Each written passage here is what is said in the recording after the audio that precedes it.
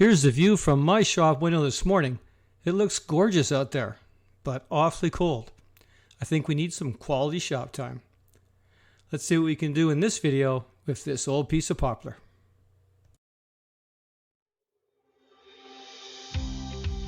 This is Bob Jennings from the WoodPile. Come along with me on my wood turning journey as we dream it, think it, sketch it, turn it, sand it, finish it, post it.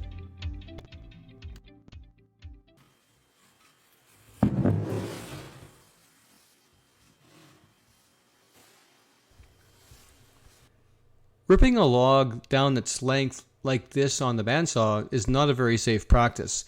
The log is likely to roll on you and then it'll bind on the saw and be quite dangerous. A better way is to use a sled like this. You can screw the log to the backside of the sled and then just push the sled through the bandsaw.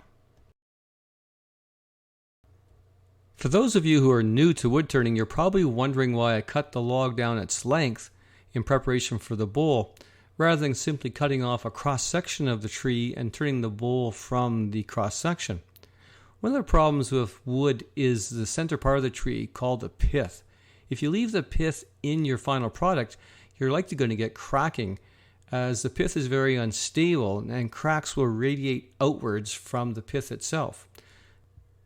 You can see that this particular bowl was cut out of a log adjacent to the center point, but actually I left a part of the pith in the sidewall of the bowl itself, and unfortunately that's resulted in cracking radiating outwards from the pith. Here's the schematic that shows the log, how it's been cut, and where the bowls come from the log itself. You can see that very center section is actually of no value and it's thrown out.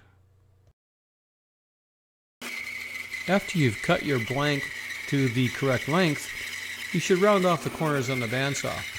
Here's one way to do it. Draw a circle on the blank and then cut off the corners on the bandsaw. Another approach that doesn't require any marking or measurement is to make yourself a selection of templates. Here I've selected an 8-inch. It fits the blank pretty good. Put the blank on the bottom side, and then with a nail, like a small nail, like a shingle nail, attach the template to the blank. Remember not to drive the nail in too far because that will be the bottom of your bowl. Then take the template and the blank over to the bandsaw and just follow around the contour of the template. There you have it, an 8-inch blank ready to go, no marking, no measuring required.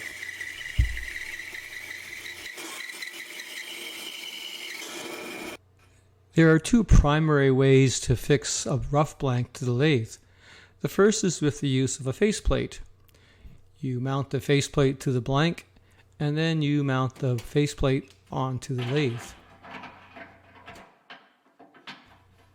Faceplates are primarily used for larger blanks when you want a really secure attachment point.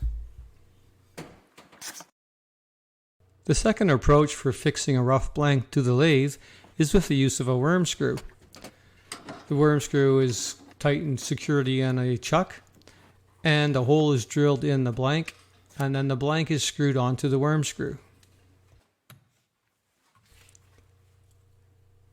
The hole required for the worm screw is quite deep, but as long as you make the hole the inside of the bowl, then there's no loss of material.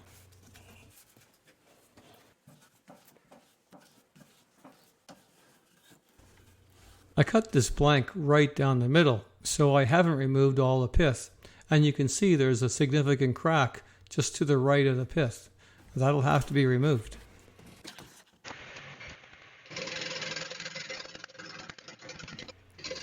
I begin the turning process by starting to round out the bowl.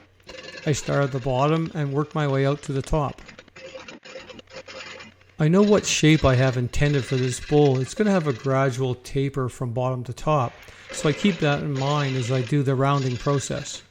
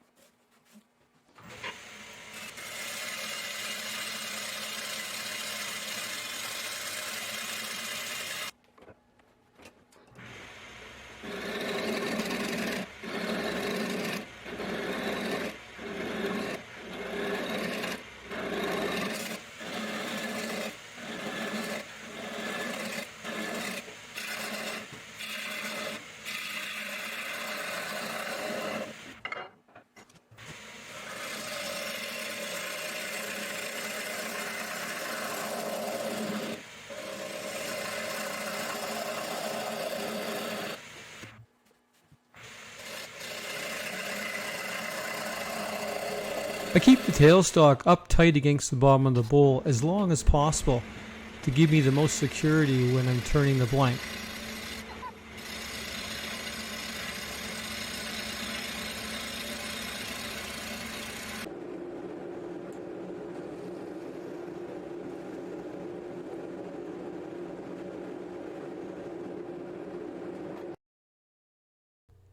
This spool is going to have an internal recess on the bottom. I'll grab that with the chuck and that'll allow me to turn the inside of the bowl.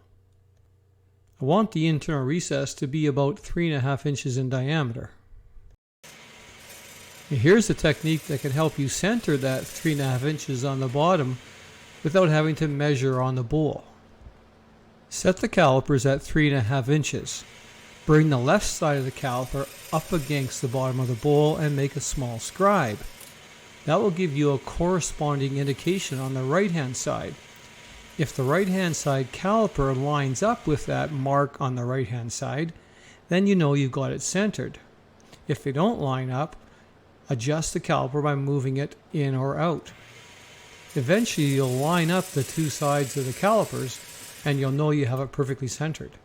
Just a caution, be sure you don't touch the right side of the caliper against the bowl. That will get you a catch and that will probably hurt.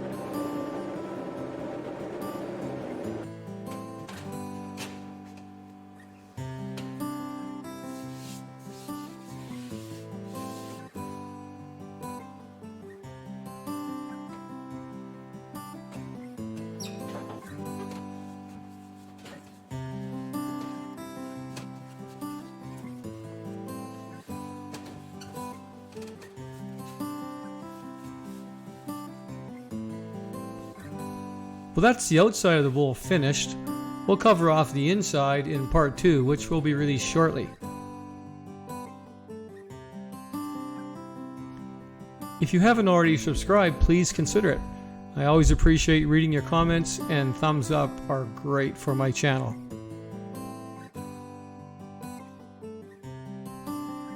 Until the next time, stay safe.